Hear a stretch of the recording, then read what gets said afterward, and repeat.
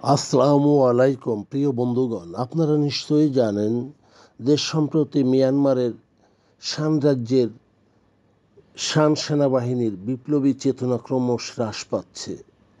মিয়ানমারের শান রাজ্যের প্রাচীনতম গেরিলা দল শান সেনাবাহিনী আজ হতাশায় নিমজ্জিত।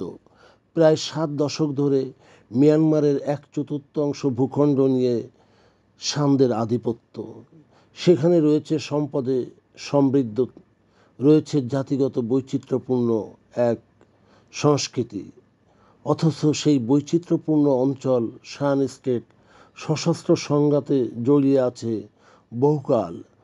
প্রতিরোধের প্রতীক শান বাহিনী স্বৈর শাসনের বিরুদ্ধে লড়াইয়ে ছিল অকুতোভয় বীর সেনানী।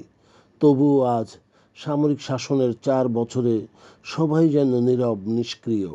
হতাশ শান জনগণ। 1958 সালের 21শে মে 31 জন তরুণ শান বিদ্রোহীদের নিয়ে শুরু হয়েছিল স্বৈর শাসকদের বিরুদ্ধে লড়াই, স্বাধিকারের জন্য লড়াই। আজ 67 বছর পরে সেটি যেন হ্রাস পেয়েছে। শান বাহিনীকে মনে রাখতে হবে জনগণ তাদের মেরুদণ্ড, তাদের হৃদয়। শাইহলা একথা বলেন।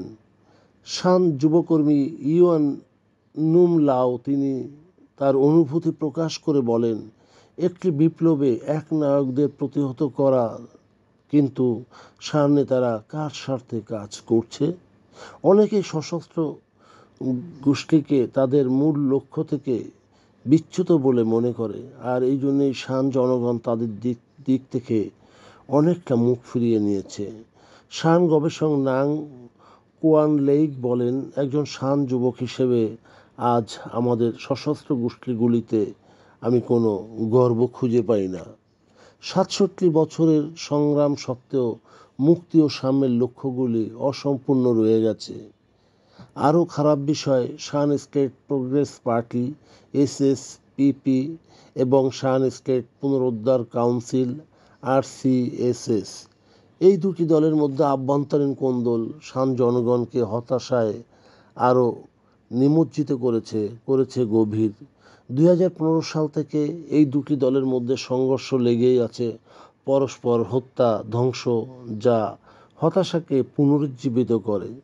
2023 সালে যুদ্ধবিরতি ও 2025 সালের 16ই মে উভয় দল যুদ্ধবিরতি ঘোষণা করে, তবুও অনেকেই এটি অপমানজনক বলে উড়িয়ে দেয়। শান বিপ্লবের শুরু ছিল সেই 67 বছর আগে তরুণ বিদ্রোহীদের মাধ্যমে, যা আজ ভঙ্গুর। এখনকার তরুণরা শান বাহিনীতে যোগ দিতে অনিচ্ছা প্রকাশ করে। যদিও দুটি দলের মধ্যে লড়াই আপাতত বন্ধ, হয়তো শান জনগণ এটি দেখে তাদের হতাশা কাটাতে পারবে। বিপ্লবের 67তম বার্ষিকীতেও প্রশ্ন রয়ে যায়, শান বাহিনী কি তাদের জনগণের রক্ষক হিসেবে তাদের ভূমিকা পুনরুদ্ধার করতে পারবে? বিপ্লব হয়তো বিকশিত হবে, জনগণ অপেক্ষায় হয়তো তাদের শান বাহিনী প্রতিরোধের শিখায় হয়তো জ্বলে উঠবে, নচেত মরবে। আর এটি দেখার জন্যে রয়েছে ভবিষ্যতের আগামীর দিনগুলি। বন্ধুগণ, যদি আমাদের এই তথ্য গল্প ভালো লাগে তাহলে লাইক এবং শেয়ার দিন, এবং আজ আমাদের সঙ্গে থাকুন, ফলো দিন, সাবস্ক্রাইব করুন।